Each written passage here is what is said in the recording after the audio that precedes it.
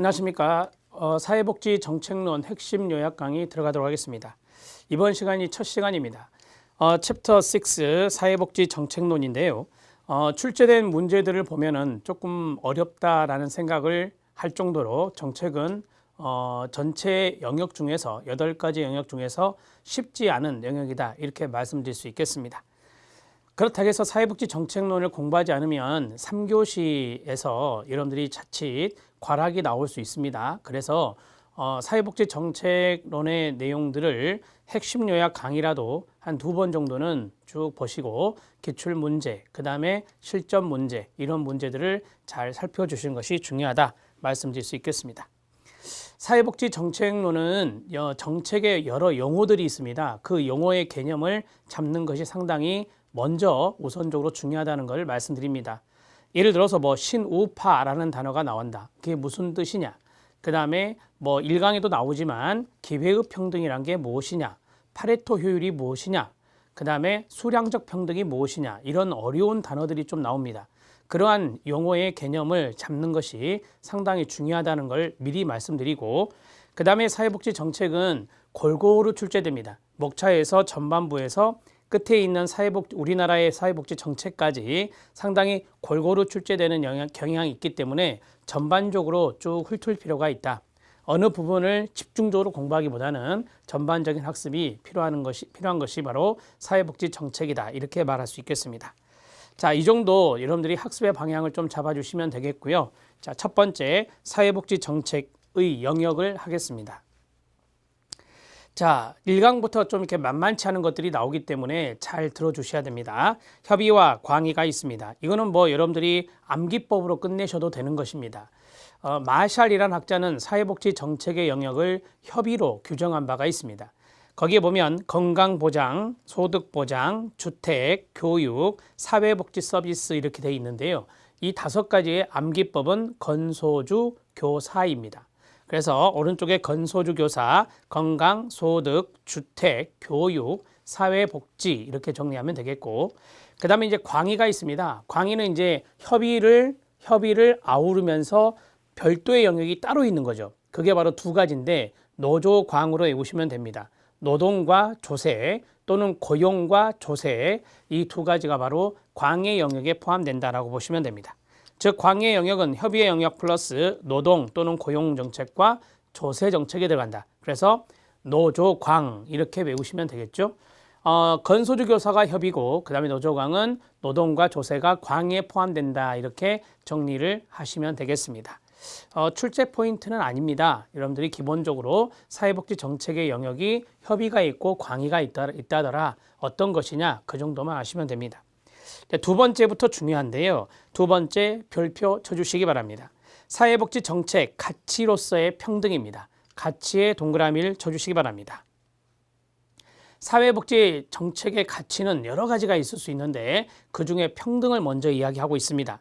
사회복지 정책은 가치지향적 성격이 있다. 가치지향적의 형광펜으로 밑줄 쫙 그어주십시오. 자, 가치지향적 밑에다가 가치중립적 X라고 써주시면 됩니다. 이게 이제 실제로 출제된 것이거든요. 가치중립적 X입니다. 사회복지 요소를 가지고 있기 때문에 가치지향적이라고 생각하시면 됩니다. 자, 그 다음에 이제 가치가 있었죠. 사회복지 정책에 가치가 있었는데 가치는 여러 가지가 있다라고 말씀드렸습니다.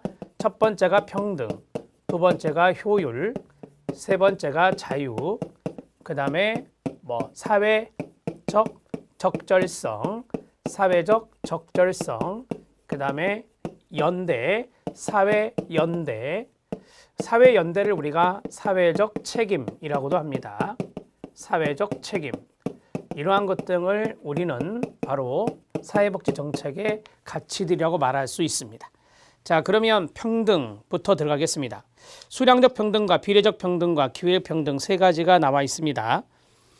밑에 기출문제 확인 학습은 조금 더 자세히 설명하고 있는 건데요. 수량적 평등의 기본적인 개념은 욕구나 능력의 차이에는 관계없이 사회적 자원을 똑같이 분배하는 겁니다. 똑같이만 동그라미. 그래서 이 수량적 평등의 동의어가요, 결과의 평등이나 산술적 평등이라고 합니다. 예전부터 결과의 평등이라는 단어를 많이 썼어요. 출제 지문에. 최근에는 산술적 평등이 등장했습니다. 자, 그 다음에 밑에 있으니까 여러분 참고하셔도 될 것 같고요. 그 다음 비례적 평등이 있습니다. 공평과 같은 개념인데요. 이거는 욕구, 능력, 기여에 따라 사회적 자원을 상이하게 배분하는 겁니다. 다르게 배분하는 거예요. 상이하게 가로쳐 주시기 바랍니다. 똑같이 배분하면 수량적 평등, 다르게 분배하면 비례적 평등이다. 자, 그 다음에 기회의 평등이 있습니다. 소극적 평등이라고 하고요. 상대적 평등이라고도 하는데 소극적 평등이 대표 용어입니다. 자, 그리고 결과의 측면은 보장하지 않으면서 과정상 기회만 제공한다. 그래서 적극적인 측면보다는 소극적인 측면이 있다라고 보시면 됩니다. 결과는 보장해주지 못한다는 거예요. 결과는 보장해주지 못하지만 그 결과에 도달할 수 있는 하나의 과정상 기회는 주겠다라고 하는 것이 바로 기회의 평등입니다. 긍정적 차별 시정 조치, 영어로는 affirmative action이나 positive discrimination이라 하는데 이것이 나오면 기회의 평등과 연관성이 있어요. 여기에 대표적인 조치가 바로 장애인 의무 고용제 이런 것들이 여기에 들어갈 수 있어요. 양성 고용 평등제 이런 것들이 여기에 들어갈 수 있어요. 그러니까 차별을 받을 수 있는 어떤 소수자들에게 일종의 기회를 줄 수 있는 그러한 개념이다라고 보시면 되겠습니다. 자, 밑에 기출문제 확인학습을 보면 수량적 평등 동의어, 산술적 평등, 결과의 평등, 비례적 평등, 기회의 평등을 열거해 드렸는데요. 첫 번째는 수량적 평등입니다. 개념, 모든 사람을 똑같이 취급하여 끊어주세요. 사람들의 욕구나 능력이나 기여의 차이에 관계없이 끊어주세요. 사회적 자원을 똑같이 분배하는 걸 말합니다. 똑같이의 동그라미입니다. 자, 2번 사회복지 정책적인 의미, 거기에 별표 쳐주시기 바랍니다. 소득 재분배를 목표로 빈곤한 사람에게 능력이나 기회에 상관없이 사회적 자원을 배분하는 노력을 찾아볼 수 있겠죠. 자, 기여하지 않고 받는 게 뭐죠?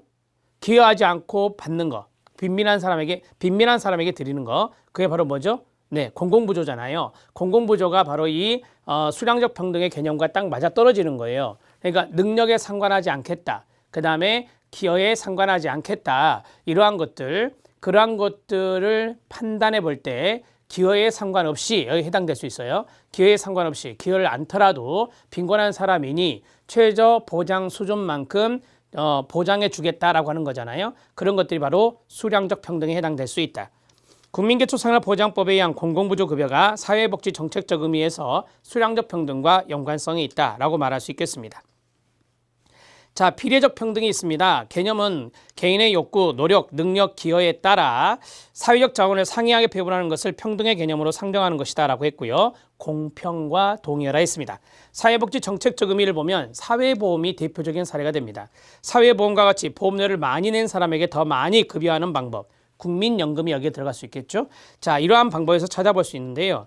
자, 기여에 따라서 다르게 배분하는 것, 대개 이제 사회보험에서 국민연금이 여기에 들어갈 수 있어요. 그래서 사회보험에서 하는 소득 비례의 원칙이 있는데요. 그 소득 비례의 원칙이 바로 비례적 평등에 해당됩니다. 자, 열등초과 원칙이 있습니다. 거기에 별표 쳐주시고요. 이것도 출제지문이에요. 열등초과 원칙이 무엇인지 아시죠? 나중에 이제 신구빈법, 개정구빈법에서 배우시게 되는데 복지급여를 받는 사람들이 있다. 복지급여를 받지 않고 열심히 자활, 노동하는 사람이 있다. 복지급여를 받지 않는 최저임금, 최하위 임금을 받는 노동자의 임금 수준하고 복지급여를 받는 사람들의 복지급여 수준하고 비교를 할 때 복지급여 수준이 최하위 임금 노동자의 임금 수준을 넘어서는 안 된다. 초과해서는 안 된다는 거예요. 그게 바로 공평과 연관성이 있습니다. 사회복지 급여 수준이 노동시장에 있어 최하위 임금 수준보다 낮아야 한다는 원칙이 바로 열등초과 원칙인데요. 국가의 보조를 받는 빈민의 상태는 전체적으로 최저계급의 독립노동자의 상태에 비해서 실질적으로 또는 외견상으로 열등해야 된다는 것이 바로 열등초과 원칙입니다. 이는 1834년 영국의 신빈민법에 도입되어서 사회복지의 주요 원칙 중에 하나로 강조되고 있는데요. 이 열등초과 원칙이 바로 공평하다라고 하는 겁니다. 열심히 일을 한 사람이 있고 여기에서는 빈곤하지만 일을 하지 않더라도 생계급여를 받는 사람들이 있다. 예를 들어서 열심히 일을 하는 사람들이 조금 더 소득 수준이 높아야 되지 않냐라고 하는 거죠. 이게 일종의 공평성이다라고 하는 거예요. 형평성이다라고 하는 거죠. 이런 것들을 생각해 보시면 됩니다. 우리 법조문에 보면 이런 것들이 있어요. 소득 역전 현상이 발생하지 않도록 노력하라. 이런 것들이 있습니다. 그러니까 기초연금법에 보면 그런 게 있는데 기초연금법에서 기초연금을 받는 사람들의 어떤 급여 수준이 기초연금을 받지 않는 분들도 있거든요. 기초연금을 받지 않는 분들의 어떤 소득보다 더 높아서는 안 되는 거죠. 그래서 소득 역전 현상이 발생하지 않도록 노력해야 된다. 이런 것들이 법조문에 들어 있습니다. 그와 똑같은 맥락이라고 보시면 돼요. 세 번째, 기회의 평등입니다. 과정이 평등하다면 제가 그랬죠. 과정상 기회의 평등을 준다라고 했어요. 그래서 과정이 평등하다면 그 말은 과정상 기회를 준다면 이 말이에요. 자, 끊고 결과의 불평등은 상관이 없다는 관점입니다. 제가 말씀드렸잖아요. 결과는 보장하지 않는다. 결과는 보장하지 않은 상태에서 과정상 기회를 주는 것이기 때문에 사회복지 정책적 의미에서는 과정상의 똑같은 기회의 평등이 주어졌지만 결과의 평등은 실패한 사례에서 찾아볼 수도 있겠죠. 자, 1960년대 미국 존슨 행정부는 빈곤과의 전쟁을 선포하게 되는데요. 그때 빈곤층에게 교육받을 기회, 훈련의 기회를 줬단 말이에요. 그런데 여기에서 이제 이 빈곤과의 전쟁이라고 하는 정책 자체가 베트남 전쟁의 원인 등에 의해서 이제 실패하게 되잖아요. 그러면서 이제 그 빈곤층이 어떤 교육이나 훈련의 기회 이런 것들을 좀 잘 살리지 못한 그러한 케이스가 바로 여기에 해당될 수 있다라고 보시면 되겠습니다. 자, 이 내용에 대해서 판서로 정리를 간단히 해보도록 하겠습니다.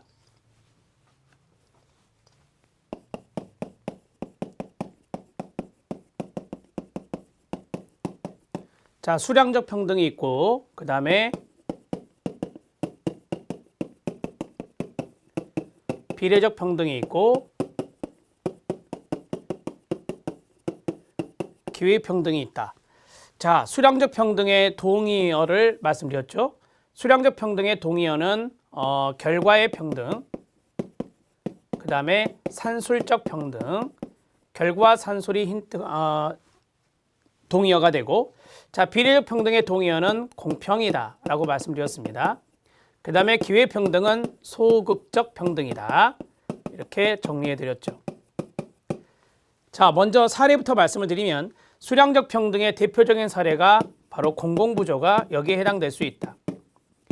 자, 그 다음에 비례적 평등의 사례는 사회보험이 여기에 들어갈 수 있다. 그 다음에 기회의 평등의 사례는 장애인 의무 고용제, 이런 것들이 사례가 될 수 있다. 이렇게 말씀을 드렸죠. 하나씩 말씀드렸습니다. 자, 이제 개념을 보면 이것은 똑같이 분배하는 겁니다. 기여, 능력, 욕구 등에 상관없이 똑같이 분배하는 것을 수량적 평등이다 이렇게 말하고, 여기는 욕구에 따라, 능력에 따라, 기여에 따라 상이하게 분배하는 것을 말합니다. 자, 기회의 평등은 결과는 보장하지 않습니다. 결과는 보장하지 않은 채 과정상 기회를 제공하는 겁니다. 과정상 기회를 제공하는 것을 말 그대로 기회의 평등이다. 이렇게 정리가 가능하죠. 자, 우리가 이제 수량적 평등의 개념과 그 다음에 비례적 평등의 개념과 기회 평등의 개념을 보았습니다. 자, 이 세 가지 중에서 만약에 어퍼머티브 액션이라든지 또는 포지티브 디스크리미네이션 이렇게 주어진다면 우리가 이것을 이제 긍정적 조치 또는 적극적 차별이라는데 출제 지문에서 영어를 반드시 넣어주거든요. 그러면은 그 영어가 나왔을 때는 바로 기회 평등에 해당된다는 것을 정리하셔야 돼요. 여러분 교재에도 affirmative action이 들어있죠. 자, 써드리면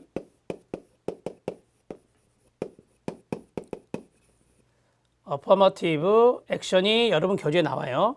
A입니다. 자, 그 다음에 여러분 교재에 나와 있지 않지만 그대로 번역하면 positive 적극적인이란 뜻이죠. 그 다음에 discrimination 차별이란 뜻입니다. 그래서 적극적 차별 뒤에 이제 시정 조치 이런 것들이 이제 생략된 거예요. 그래서 이 두 가지가 나오면 바로 기회의 평등이다. 이렇게 정리를 해 주시면 되겠습니다. 자, 수량적 평등에서 공공부조가 사례가 된다라고 했잖아요. 최저 보장 수준, 국민기초생활보장법에 보면 최저 보장 수준이 있어요. 생계급여는 중위소득의 30%고 의료급여는 40% 이렇게 나오거든요. 최저 보장 수준까지 똑같이 지원해 주거든요. 따라서 이것은 바로 수량적 평등에 해당된다. 이렇게 정리를 하시면 되고, 자, 사회보험에서는 보험료를 많이 낸 사람은 급여를 많이 받아간다. 예를 들어서 국민연금이 여기에 들어갈 수 있죠. 국민연금이 사례가 될 수 있어요. 이게 바로 소득 비례 원칙을 따르고 있습니다. 소득 비례 원칙을 따르고 있기 때문에 이런 것들은 비례적 평등에 해당된다. 이렇게 정리를 하시죠. 이 정도 정리하시면 됩니다. 자, 그 다음에 이제 세 번째, 사회복지 정책 가치로서의 자유를 하겠습니다. 자유 동그라미요. 여기에 보시면 자유가 있어요. 이 자유가 있는데 자유는 소극적 자유와 적극적 자유 두 가지가 있다고 합니다.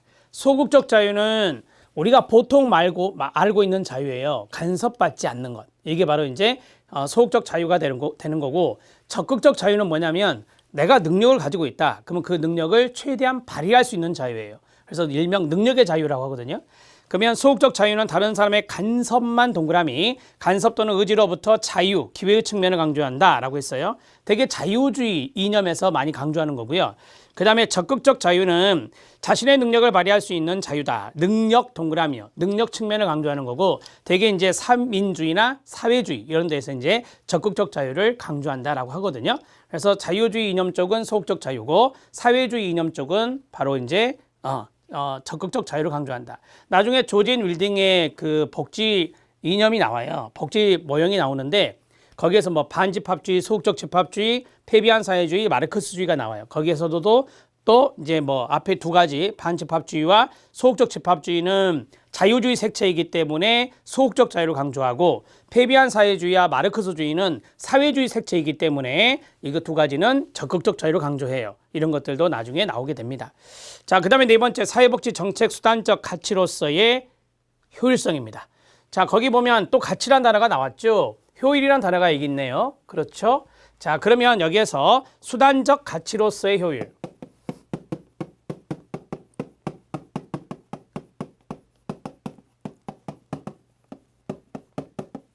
자, 수단적 가치로서의 효율은 두 가지가 있거든요. 두 가지가 바로 목표 효율성과 운영 효율성이다. 목표 효율성과 운영 효율성이다. 이렇게 정리할 수 있어요. 자, 이 목표 효율성은 대상 효율성이라고 합니다. 대상 효율성이라고 한다. 이렇게 정리하시고요. 이거를 좀 이제 개념을 설명하고 제가 공공부조에 대해서 설명을 좀 해드릴 건데, 자, 목표 대상에게 이렇게 생각하면 돼요. 목표 대상에게 어떤 목표 대상을 선별을 해요. 선별을 해서 제한된 어떤 재원들이 있을 거 아니에요. 제한된 재원들을 집중적으로 할당해 주는 거예요. 그게 바로 이제 목표 효율성이다. 이렇게 잡으시면 돼요. 자, 목표 효율성은 대상을 선별하여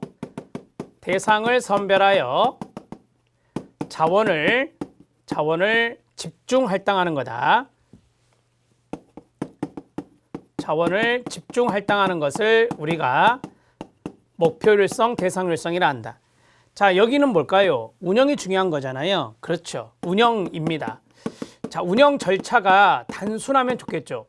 운영 절차가 단순하면 이게 이제 효율적이다라고 하는 거예요. 그래서 운영 절차가 복잡하면 복잡할수록 비효율적이 되는 거고, 운영 비용이 많이 든다. 그러면 이제 비효율적이 된다라고 말할 수 있잖아요. 그런데 운영 비용이 적게 든다. 왜? 운영 절차가 단순해서 그럼 운영 효율성이 높다. 이렇게 말할 수 있겠죠. 자, 두 가지의 개념을 잡아드렸거든요. 이 두 가지 개념을 가지고 우리가 이제 공공부조를 생각해야 돼요.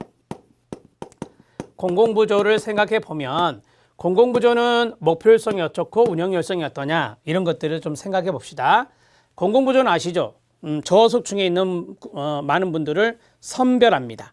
자산 조사를 해서 선별을 해요. 그래서 공공부조 재원을 그분들에게 드리잖아요. 따라서 그 자체로 목표 효율성이 높은 거예요. 그런데 공공부조를 할 때 운영상 필수적으로 해야 되는 게 뭐냐면 자산조사예요.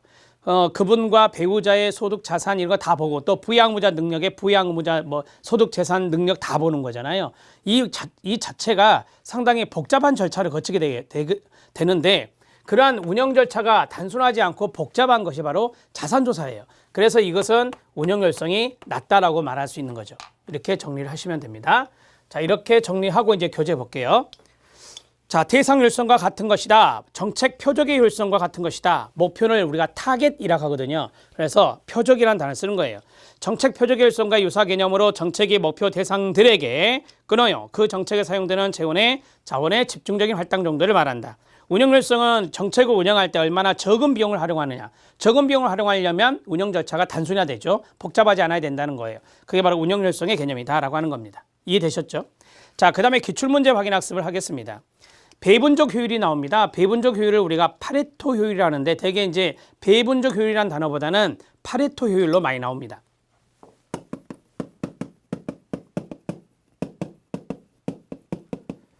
자, 이 파레토 효율은 거기 보시면 밑줄 친 부분이 3번, 4번, 그 다음에 5번에 2번 있죠. 거기에다가 우선 별표를 쳐놓으세요. 자, 완전 경쟁 시장에서 개인의 효용을 극대화하려는 이기적인 사람들이 합리적, 자발적 선택에 의한 교환이 이루어질 때 파레토 효율적인 사회적 자원 배분이 이루어진다라고 했어요. 여러분들이 알다시피 우리 지금 자본주의는 완전 경쟁 시장이 아니에요. 불완전 경쟁 시장이거든요. 그 다음에 어떠한 자원 배분이 특정 사람들의 효용을 줄이지 않으면서도 다른 사람들의 효용을 높일 수 있다면 그러한 배분이 바로 파레토 효율의 정의상 효율적인 것이 된다라고 해요. 자, 여러분 쉽게 이야기할게요. 어떤 사람들의 효용을 줄여야 다른 사람의 효용을 높일 수가 있죠. 이해되시죠? 예를 들어서 저소득층이 있다. 저소득층에 대한 소득을 좀 보장해 주려면 다른 사람들이 세금을 내줘야 돼요. 다른 사람들의 효용을 빼앗아 와야 돼요. 그래야 그 재원으로 이 사람들에게 재분배가 이루어질 수 있거든요. 이해되시죠? 그러니까 파레토 효율의 개념은 뭐냐면 이 사람의 효용을 줄이지 않으면서 이 사람의 효용을 끌어올리는 거예요. 그게 실제적으로 불가능한 거예요. 그래서 여기 파레토 효율은 현실적으로 불가능한 거예요. 현실적으로 불가능하다 이렇게 보시면 되겠고, 자, 왜냐하면 다른 사람의 효용을 끌어올리기 위해서는 다른 사람의 효용을 줄여야 되거든요. 그래야 되기 때문에 파레토 효율이라는 것은 정의상 현실적으로 어렵다라고 보시는 거고요. 세 번째, 사회복지 정책의 소득 재분배. 제가 이전만 말씀드린 게 소득 재분배 아닙니까? 시장 기제에서 결정된 배분을 수정하여 평등의 가치를 구현하는 것을 목표로 하기 때문에 그렇습니다. 소득 재분배를 왜 하냐? 평등 가치 때문에 하는 거예요. 그 과정에서 특정한 사람의 효용을 높이기 위해서는 다른 사람의 효용을 줄여야 되는 거예요. 그래야 되기 때문에 파레토 효율의 정의상 이러한 소득 재분배는 비효율적이라고 말하는 거예요. 자, 파레토 효율의 개념은 제가 도식화를 해볼게요. 다른 사람의 효용을 올리는데, 그렇지 말고요. 다른 사람의 효용을 줄이지 않으면서 다른 사람의 효용을 증가시키는 거거든요. 늘리는 거예요. 다른 사람의 효용을 감소시키지 않으면서 and 다른 사람의 효용을 늘리는 것이다 라고 하는 거죠. 그러니까 현실적으로 불가능하다라고 말씀을 드렸습니다. 다른 사람의 효용을 줄여야 다른 사람의 효용을 뭐예요? 올릴 수 있다 그랬잖아. 현실적으로. 자, 그런데 그러나 다른 사람의 효용을 감소시켜야 다른 사람의 효용을 증가시킬 수 있는 것이 현실이에요. 이게 현실이다. 그럼 현실적으로 다른 사람의 효용을 감소시키면서 다른 사람의 효용을 증가시킨다면, 예를 들어서 여기에 고중산층이라고 쓰고 여기에 빈곤층이라고 쓰면, 빈곤층의 효용을 증대시키기 위해서 다른 사람들이 희생을 해야 되는 거예요. 그래서 이것을 우리가 소득 재분배 정책이다 이렇게 말하는 거예요.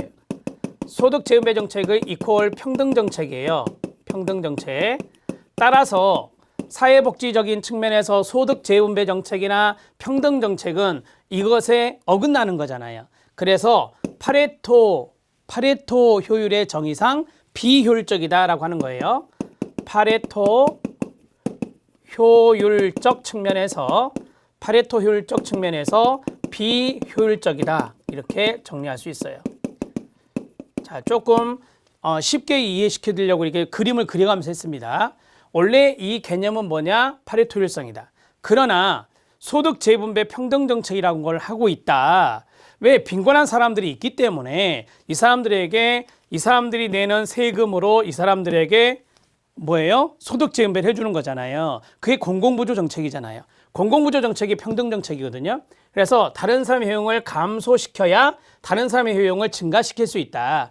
이게 바로 현실적으로 이루어지고 있는 것인데, 이러한 것은 파레토 효율적인 측면에서 봤을 때는 비효율적이라고 말할 수 있다. 자, 이제 이해됐죠? 네 번째 별표. 따라서 사회적 자원의 배분이 평등적이면서 동시에 파레토 효율적이지 않는 한, 끊어요.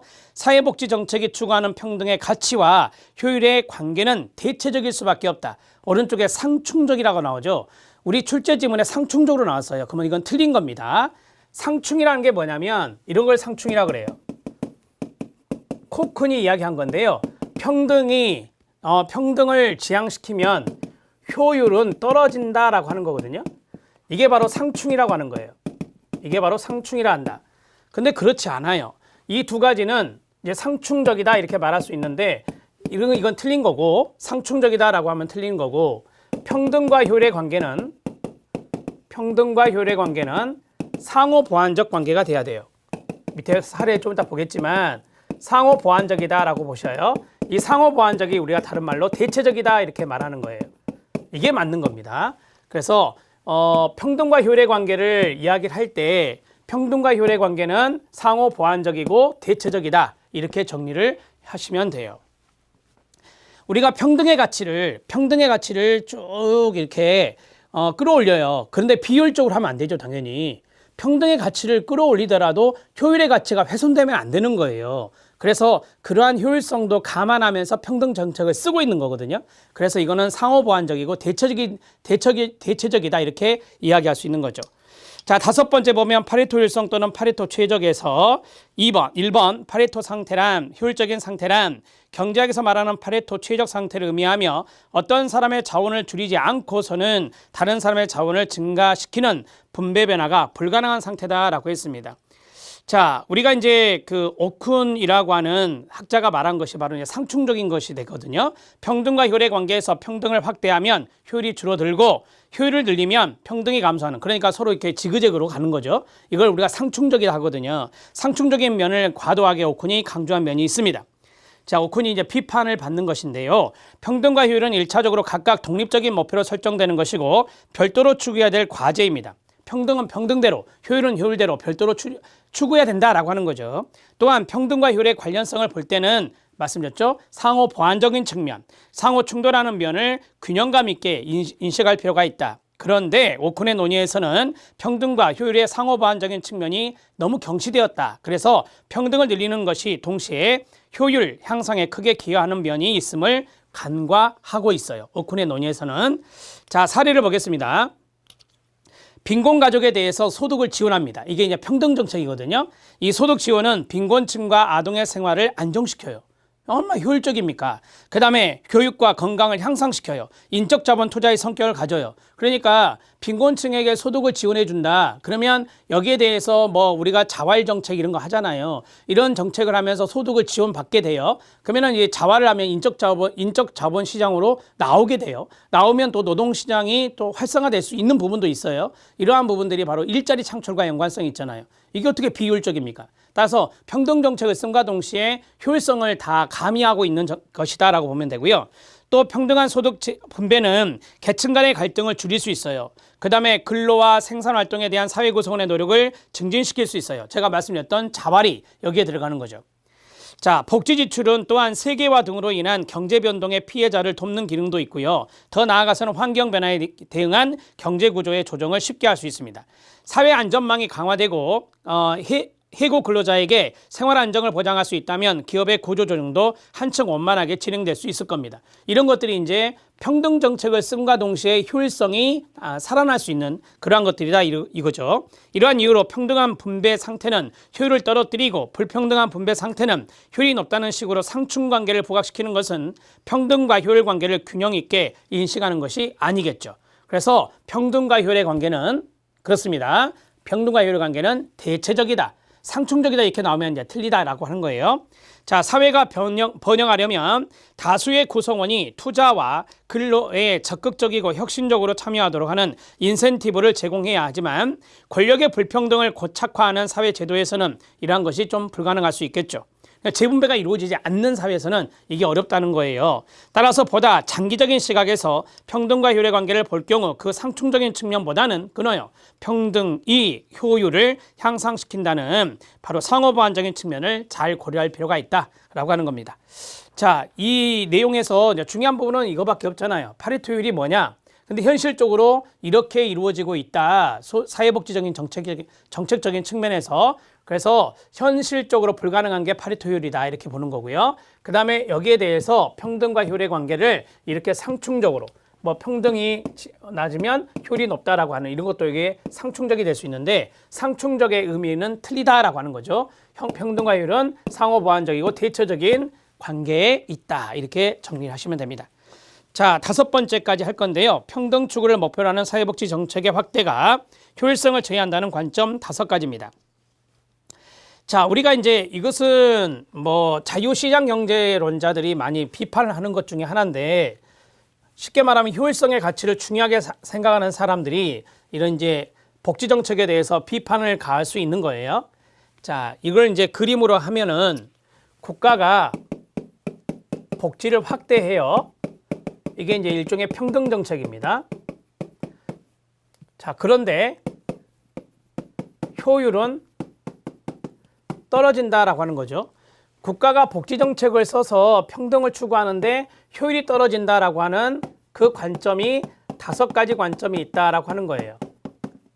자, 이런 것들은 대개 시장 경제론자, 복지 개입론자들이 아니라 시장 경제론자들의 주장이에요. 시장 경제론자 주장 이렇게 정리하시면 되죠. 자, 여러분들이 많이 들어본 듯한 이야기도 나올 거예요. 첫 번째가 뭐죠? 근로동기의 약화입니다. 근로동기의 약화. 국가가 복지 혜택을 주기 때문에 일을 하지 않는다는 거죠. 일명의 복지병이라고 하죠. 많이 들어보셨죠? 근로동기의 약화입니다. 근로동기 저하가 되겠습니다. 두 번째는 무엇입니까? 저축과 투자 동기의 약화입니다. 뭐 생계급을 받으면 저축과 투자를 하지 않고 그냥 소진하는데 많이 이제 써버린다라고 하는 거잖아요. 그래서 저축과 투자 동기의 약화. 자, 이렇게 비판을 받을 때 국가가 이제 정책을 만들어내잖아요. 여기에 대한 정책은 뭐냐? 근로장려세제 이런 걸 만들어내는 거고 여기에 이제 저축과 투자 동기를 안 해? 그럼 약화되면 뭐 희망키움 통장 1, 2, 그 다음에 뭐 내일키움 통장 이런 통장 자산형성 지원 사업이라 하죠. 그런 것들에서 저축을 유도하는 정책을 만드는 거예요.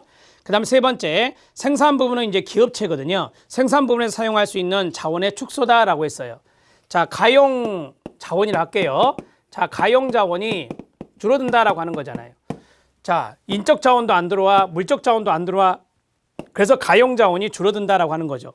그래서 경제가 성장하지 못하고 침체한다라고 하는 거예요. 그래서 효율이 떨어진다라고 하는 것입니다. 자, 네 번째는 무엇입니까? 소비자 선택의 왜곡 현상입니다. 자, 이건 급여의 문제인데요. 소비자 선택의 왜곡 현상이 발생한다. 자, 이거 현물급여 이야기예요. 현물급여가 바로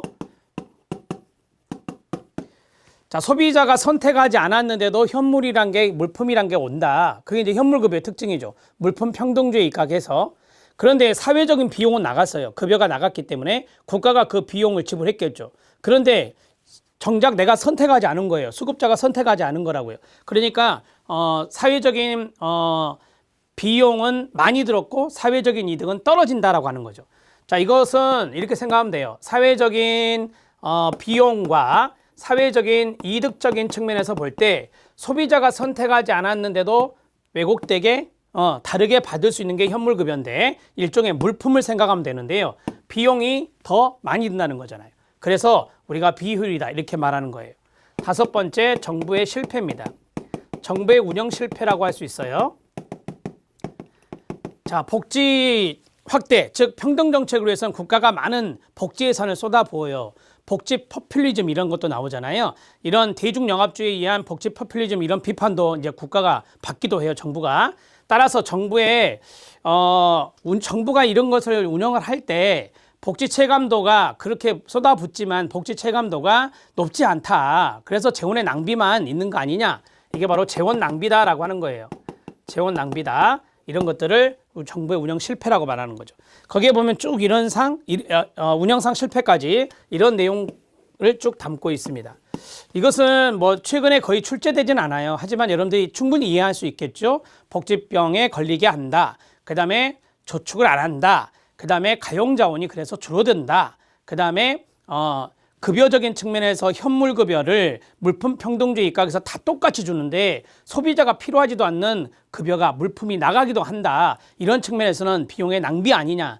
그 다음에 정부가 막대한 공공부조 예산을 쏟아붓고 있지만 거기에 대해서 포퓰리즘식의 복지가 아니냐. 그래서 운영상 실패가 있다라고 하는 것이 바로 이 다섯 가지 관점입니다. 이렇게 정리하시고요. 자, 실력 따지기입니다. 성장 기여론과 성장 저해론이 있습니다. 성장 기여론은 뭐냐? 사회복지가 경제 성장에 도움이 된다는 거고, 성장 저해론은 사회복지가 경제 성장에 도움이 안 된다는 거예요. 그럼 이게 뭐겠어요? 성장 저해론이죠. 이 자체가 이제 성장 저해론이 돼요. 경제 성장에 저해가 된다. 성장 저해론과 연관성이 있는 것이다 라고 보시면 되겠습니다. 자, 성장 기여론, 거기 별표 하나 치시고요. 자, 사회복지가 경제 성장에 기여한다는 관점으로서 복지 개입론자들의 주장이 되고요. 밑에 성장 저해론, 사회복지가 경제 성장을 저해한다는 관점으로 시장 개입론자, 다른 말로 시장 경제론자들의 주장이다 이렇게 말할 수 있어요. 아래부터 할게요. 조지아 윌딩은 사회복지 정책, 사회정책의 경제 성장을 저해한다는 관련 근거로서 탈산업화는 이제 자본들이 산업 현장에서 빠져나가는 걸 말해요. 그래서 탈산업화는 가용자원이 줄어드는 이런 것과 연관성이 있을 겁니다. 자, 그 다음에 파업에 대한 국가부죠. 자, 쉽게 말하면 파업 노동자에 대해서 이 파업 노동자들이 있는데 파업 노동자들의 생계를 위해서 국가가 거기에서 보조금이나 지원금을 줄 때는 문제가 있다라고 하는 거예요. 투자 저해, 그럼 이거죠. 그 다음에 근로의욕의 감소, 그럼 1번이죠. 이렇게 해서 이것과 연관성이 있다라고 보시면 돼요. 2번 사회복지가 자본을 탈산업화시킨다라고 했어요. 탈산업화란 노동과 자본 같은 자원을 부를 창조하는 제조업과 같은 시장지향적인 분야에서 끊어요. 사회복지와 같은 비시장지향적인 부분으로 이전하는 것을 말합니다. 따라서 시장지향적인 분야에서의 생산성이나 자본 축적 이런 것들이 저하될 수 있다라고 하는 거예요. 자, 즉 반생산적이다라고 하는 거죠. 경제 성장에서 필수적인 생산성이라든지 자본 축적을 저하시키기 때문에 사회복지는 경제 성장을 저해하게 된다. 이렇게 보시면 됩니다. 이 노동이라고 하는 것이나 자본이라고 하는 거 이런 것들이 이제 사회복지가 조금 많이 되면 되게 이제 비시장적인 부분에 사회복지가 이제 비시장적인 부분 아닙니까? 이제 그 부분으로 많이 이제 자본이나 노동이 이전된다라고 하는 거죠. 그래서 산업 현장에서 빠져나간다 해서 탈산업화라고 이야기하는 거예요. 자, 2번 체킹하시고 3번 파업 중인 근로자에 대해서 사회복지급여의 지급은 끊어요. 파업의 국가보조금 역할을 하기 때문에 파업을 더욱더 부추기겠죠. 그래서 장기화시키겠죠. 그래서 과도한 임금 인상을 요구함으로써 산업 생산을 마비시키고 경쟁력을 떨어뜨려서 경제 성장이 안 된다라고 하는 겁니다. 네 번째, 사회복지는 투자 동기를 저하시킨다 했습니다. 사회복지 서비스 재원을 마련하기 위한 누진적 조세 제도는 납세자의 가처분 소득을 감소시키는 소득 효과를 가져오게 됩니다. 따라서 사적 투자를 위한 자본 축적에 중요한 재원이 되는 개인 저축이라든지 이윤 창출 의욕을 감소시킴으로써 경제 성장을 저해하게 된다. 이렇게 정리하시면 되겠습니다. 자, 우리가 이제 그 사회복지를 열심히 하다 보면은 세금을 많이 걷어야 되잖아요. 뭐 북유럽 국가들은 사회복지 선진국 아닙니까? 그런데 조세 부담률이 높잖아요. 조세 부담률이 높아요. 거기 나온 대로 누진적인 조세 제도를 하게 되는데, 그러면 세금이 많아지면 많아질수록 사람들이 쓰는 가처분 소득은 줄어들게 돼요. 그러면서 이제 감소시키는 소득효가 생긴다. 그래서 이러한 그 개인 저축이 또 줄어들 수 있죠. 왜냐하면 내가 가처분 소득이 있어야 개인 저축을 할 거 아니에요. 근데 그런 개인 저축도 낮아진다라고 하는 거예요. 저소득층의 저축도 낮아지지만 이 중산층이나 고소득층이 조세 부담률이 많아지면 많아질수록 가처분 소득이 줄어들기 때문에 자기의 개인적인 저축적인 측면에서 위축이 된다는 거예요. 그러면서 경제 성장이 잘 안 된다라고 말하는 거고, 사회복지는 근로의욕을 저해시킨다. 사회복지 혜택이 많은 사람에게 관대하게 베풀어진다면 이게 이제 뭐 관대한 급여 제공이라고 보시면 돼요. 자, 노동에 대한 동기 유발이 어렵게 된다. 그래서 근로의욕의 저하는 대규모 자발적 실업 발생과 노동 생산성의 저하를 가져와서 경제 성장을 해치게 된다라고 정리하시면 되겠습니다. 자, 이제 성장 기호를 말씀드리면 되겠죠. 사회복지 정책은 경제 성장을 가져온다라고 하는 것이 성장 기호론이에요. 자, 이거는 이해만 하시면 되는 건데요. 사회적 갈등이나 정치적 불안을 해소한다. 사회복지를 하다 보면 갈등이 해소된다라고 하는 거죠. 사회적 갈등이. 그래서 경제의 불확실성을 줄여서 투자를 촉진시킬 수 있다라고 하는 겁니다. 사회복지를 하면은 갈등이 해소된다. 사회적 갈등이 해소된다. 그래서 경제 불확실성 이런 것들이 감소된다. 그래서 성장하게 된다라고 하는 것입니다. 투자도 늘어나고요. 이렇게 정리할 수 있죠. 사회적인 갈등이 많으면 주식이 뚝뚝뚝 떨어지잖아요. 왜요? 경제가 너무 불확실해지기 때문에. 그래서 이 주가를 보면 알거든요. 근데 이제 사회적인 갈등이 많이 해소가 되고 거기 나온 대로 첫 번째 정치적인 불안이 많이 없어지잖아요. 그러면 또 주식이 오르는 경향도 있거든요. 사회가 안정화되다 보니까 그럴 때는 또 경제의 불확실성이 감소되기 때문에 그런 주가가 뛰는 것이다라고 보시면 되겠고, 그다음에 중산층이나 저소득층의 구매력을 높여서 사회복지를 증대시키면 중산층에게 급여가 나가고 저소득층에게 급여가 나가잖아요. 자, 이 사람들이 이제 소비를 한다는 거죠. 이제 급여를 받아서 소비를 할 수 있다라고 하는 겁니다. 그래서 그러면 어떻게 돼요? 네, 내수 경기, 내수 시장이 좋아진다라고 하죠. 내수 시장은 국내 경기를 말해요. 국내 시장이 좋아진다라고 하는 겁니다. 세 번째, 건강하고 우수한 노동력을 재생산함으로써 고도 산업사회의 인적 자본 형성에 기여하는 사회적 기능을 수행함으로써 끊어요 성장 원동력의 밑거름이 되는 효과를 발휘한다라고 했어요. 자, 여기에서 노동력 재생산이란 말이 있어요. 우리가 사회복지 쪽에 이제 직업훈련 이런 것이 있어요. 따라서 노동의 재생산성이 이제 증가하겠죠. 사회복지 혜택을 주면 노동의 재생산성이 증가되면은 거기 뒤에 나온 대로 인적 자본 형성에 기여하게 돼요. 인적 자본 형성에 도움이 된다. 그래서 경제가 성장한다라고 하는 것입니다. 이렇게 정리가 되는 겁니다. 사회보험법에 고용보험이 있잖아요. 그런 것들이 이제 노동력의 재생산, 노동 재생산성이 높아질 수 있는 제도 중에 하나죠. 그 다음에 출산율 증대와 더불어서 여성의 경제활동 참가를 촉진시키는 기능이 있다라고 했습니다. 자, 여기에서 이제 복지정책 중에 육아정책이 있잖아요. 뭐 저출산이 지금은 신사회 위험인데 그걸 해결하는 정책도 사회복지 정책이 되거든요. 따라서 출산율이 증가된다라고 하는 겁니다. 출산율이 증가된다. 자, 그 다음에 이제 우리가 그 양육제도라고 하잖아요. 복지정책에 양육제도가 있어요. 이 양육제도가 좋아지게 되면, 이게 이제 이쪽이 복지입니다, 지금.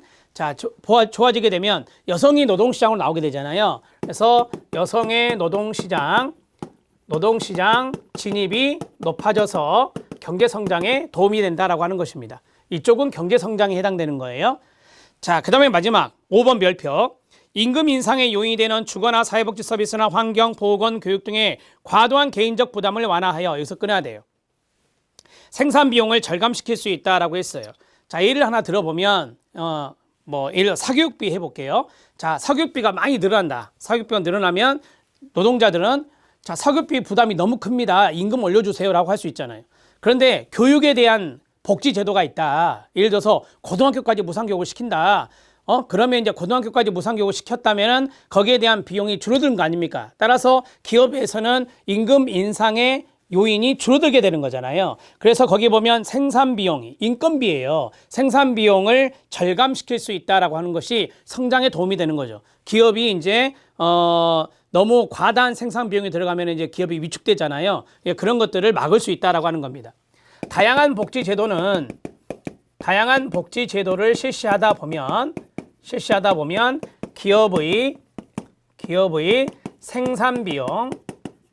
생산 비용을 줄일 수 있다라고 하는 거예요. 그러면서 기업의 활동을 촉진시킬 수 있다라고 하는 것이 여기에 해당될 수 있습니다. 자, 사회복지가 경제 성장에 도움이 된다라고 하는 것을 이렇게 설명해 드렸습니다.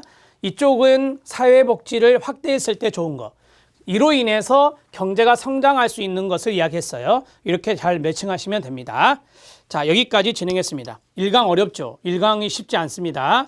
1강 내용들을 개념들을 잘 잡아주시고 여기에서 첫 단추를 잘 끼우셔야 그 다음에 또 잘 나갈 수 있습니다. 2강부터는 영국부터 역사가 들어갑니다. 영국부터 여러 나라의 역사, 우리나라의 역사까지 여기에서는 출제가 잘 됩니다. 한 2문제에서 3문제까지 출제가 될 수 있기 때문에 잘 들어주시기 바랍니다. 수고하셨습니다.